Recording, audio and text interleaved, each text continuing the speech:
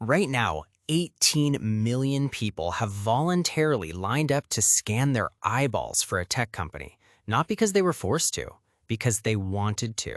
And that is the most important thing happening in the world of money right now. Not the technology itself, but the psychology of why people are welcoming it with open arms. Because here's what every finance channel will explain to you. Programmable money is coming. Digital IDs are being built.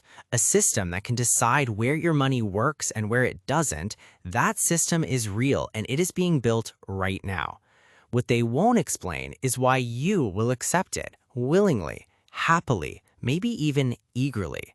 And that's what we're going to talk about today. There's a principle in behavioral psychology called the convenience trap. It was first studied by researchers at Stanford in the 1990s when they noticed something strange about people's decision-making around technology. When a new tool offers enough convenience, people stop asking what it costs them. Think about every app you've given your location to, every website you've accepted cookies on, every time you said yes to allow this app to access your camera, microphone, and contacts. You didn't read the terms. Nobody does. Studies show that if you printed the average person's yearly app agreements end to end, they would take 76 working days to read. You clicked yes anyway, because it was easy, and the people building the next financial system know this better than anyone. Here's the setup. Right now, the dollar in your bank is what economists call neutral money. It has no rules. You can spend it on whatever you want, wherever you want, whenever you want. Programmable money is different. It can come with conditions, an expiry date, geographic limits, restrictions on what you can buy, all baked into the currency itself. That sounds terrifying, right? Except here's how your brain actually reacts to it. Psychologists call it the boiling frog effect, a metaphor for how humans fail to notice gradual change. If you drop a frog in boiling water, it jumps out, but if you raise the temperature slowly, it stays until it's too late.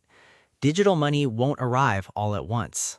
It will come as a series of small, reasonable, even helpful upgrades. First, digital payments, already normal.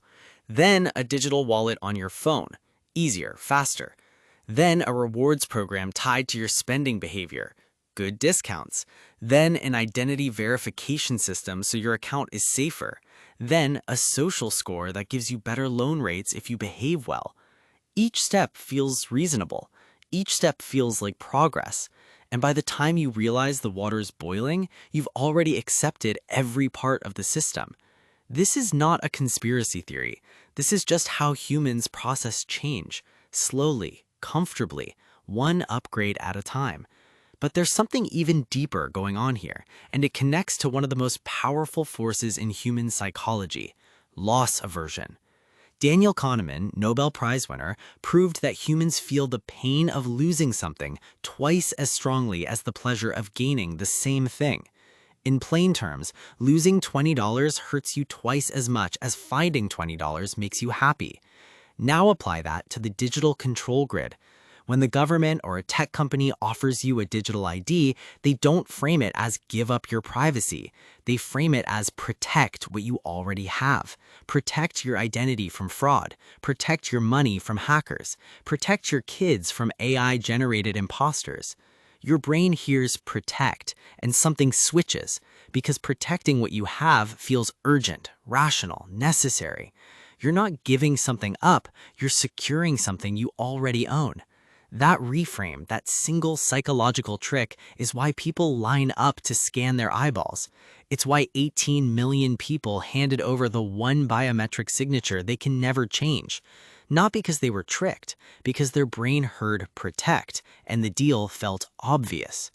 There's a third force at work here, and this one is maybe the most dangerous. Social proof. Robert Cialdini, the psychologist behind the book Influence, showed that when humans are uncertain about what to do, they look at what other people are doing and assume it must be correct. It's why restaurant lines make the food taste better. It's why products with more reviews sell more, even when the reviews aren't better. Now imagine you're deciding whether to adopt a digital wallet or a digital ID. You look around. Your friends are using it. Your coworkers are using it. The news says 18 million people have signed up. Your brain runs the calculation automatically.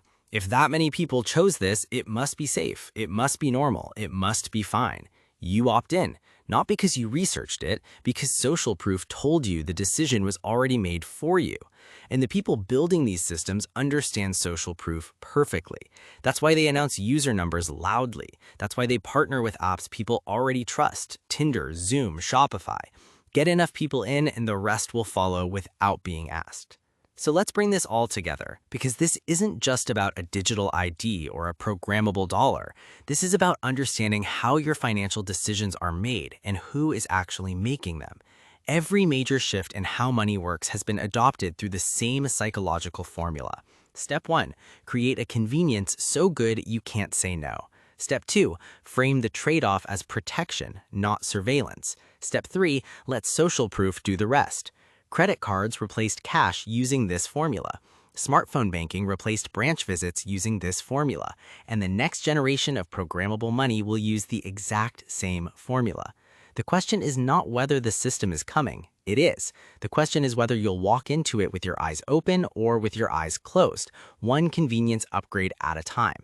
Because the most dangerous financial decision you will ever make isn't about investment. It's the one you make without realizing you're making it. If this video made you think differently about your relationship with money, subscribe. Every week we go deeper into the psychology behind why we do what we do with our finances. Not just what to do, but why we behave the way we do.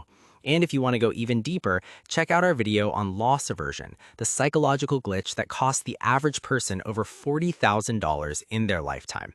See you there.